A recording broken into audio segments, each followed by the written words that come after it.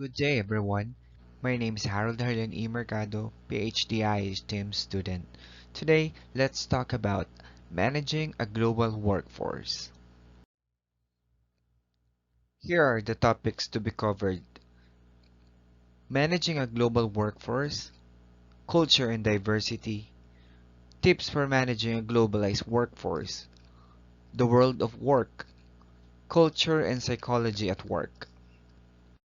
Before we begin our discussion, I wanted you to think of 5 words that is related to culture and also 5 words that is related to diversity.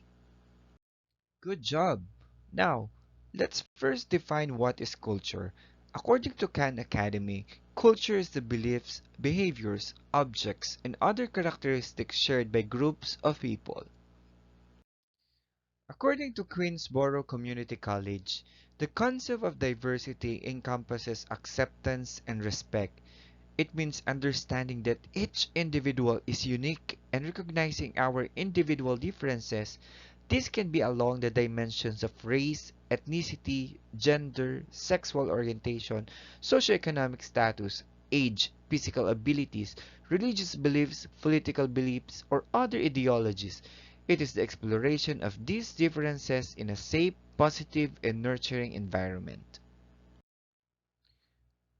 According to Kosek, Lobel, and Brown in 2005, the diverse workforce has become a reality today.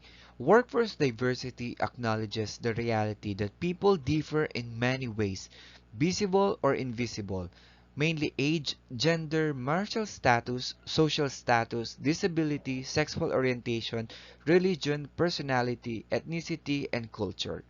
Diverse workforce means coexistence of people from various social cultural backgrounds that takes place in the company.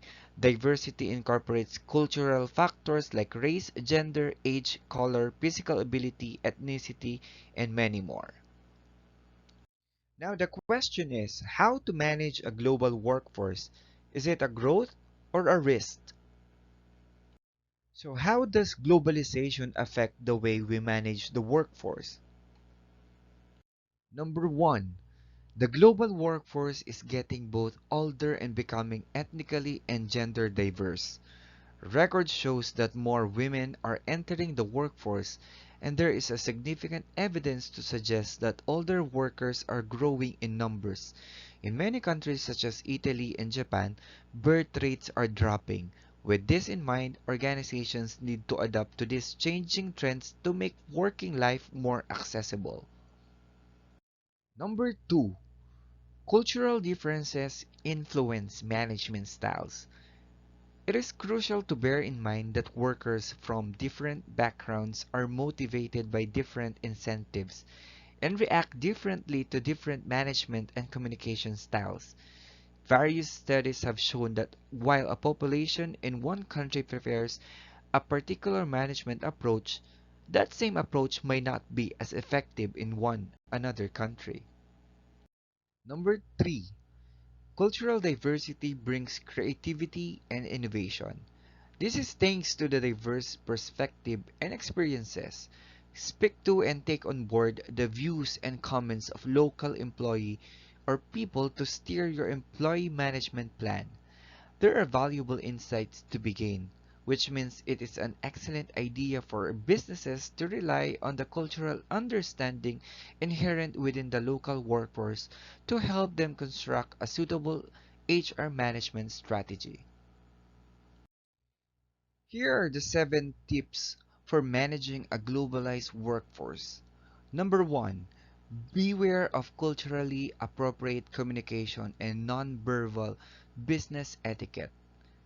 It's essential for management in new locations to understand the local customs and accepted behaviors. What could be deemed normal in US office may be considered antisocial elsewhere. A thumbs up in the Middle East, for example, is akin to swearing. In Japan, laughing with your mouth open is a big no-no. And having one hand in your pocket in Turkey is considered a display of arrogance.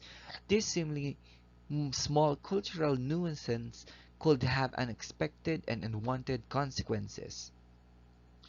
Number 2, be observant of religious diversity. Faith is a major pillar when it comes to diversifying the workplace for a global workforce. When it comes to religious diversity, HR needs to address the various requirements in each office.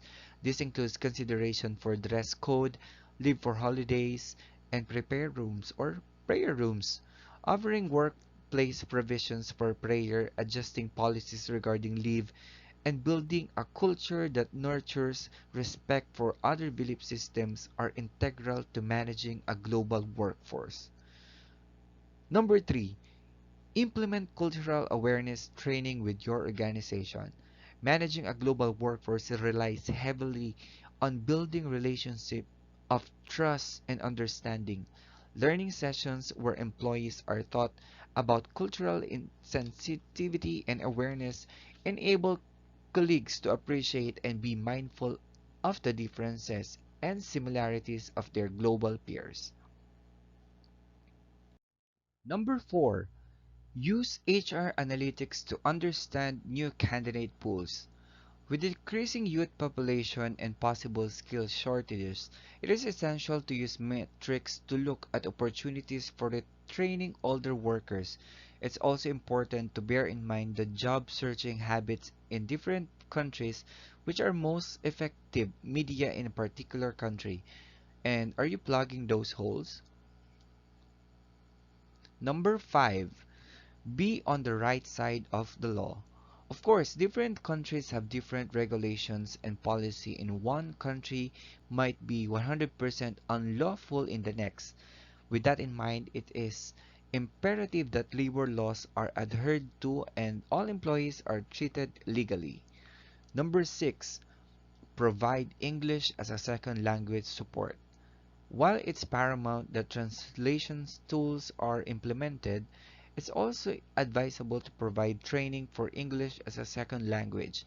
This can be done through immersive training or online courses and will be an essential skill to maximize your employees' effectiveness. And lastly, number 7, speak your employees' language. Language barriers are the ultimate obstacle when managing a global workforce.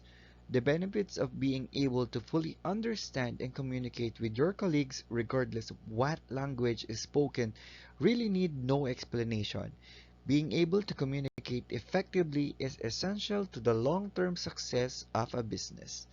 According to a survey by Rosetta Stone, 90% of organizations struggle with language barriers in their day-to-day work.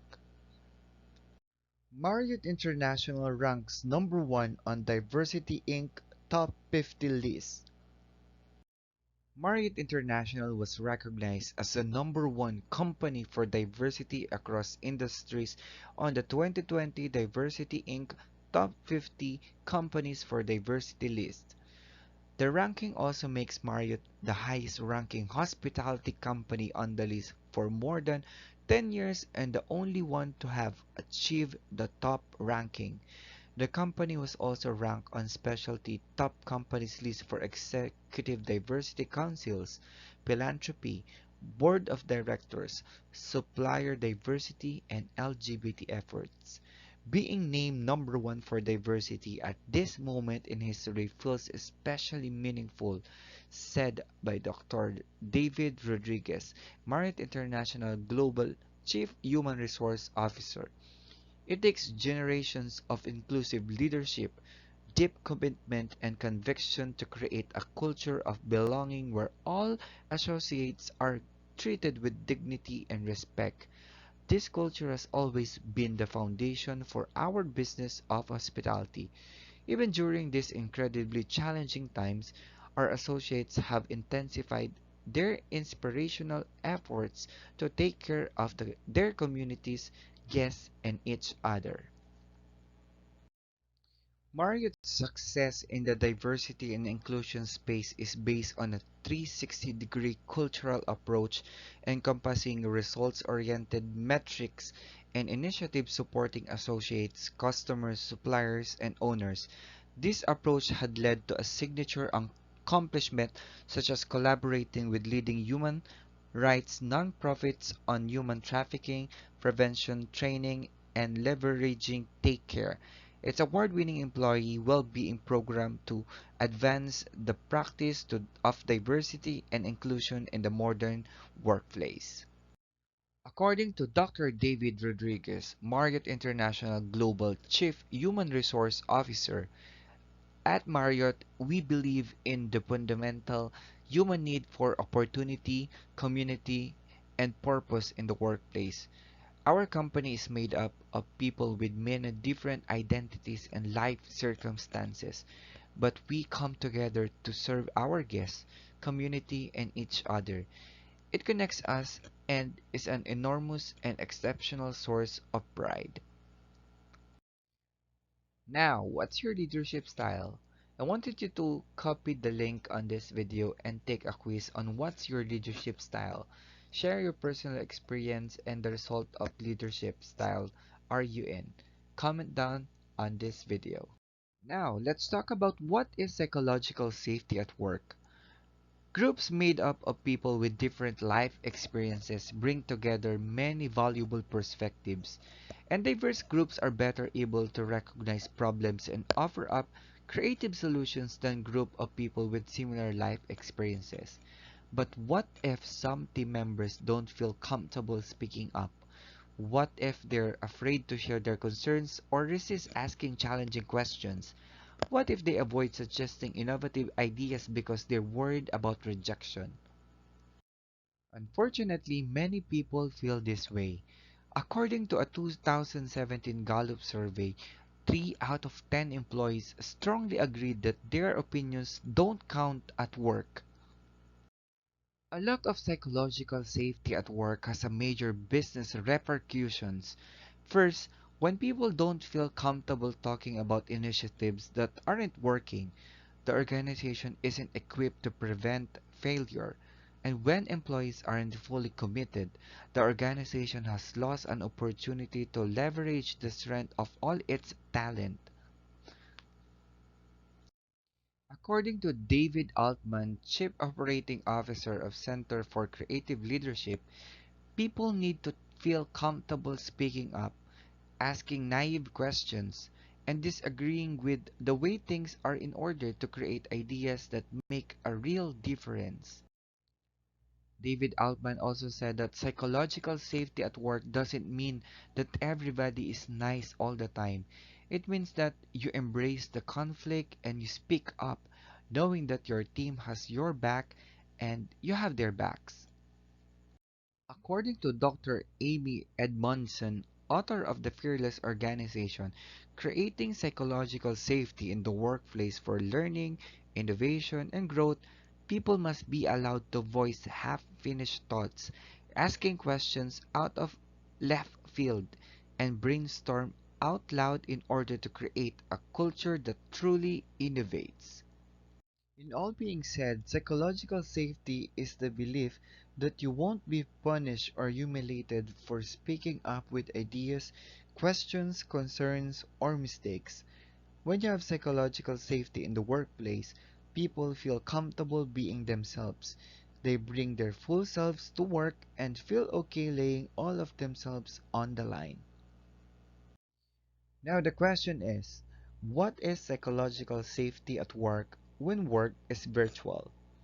Please comment down below your personal insights, comments, and suggestions for this video.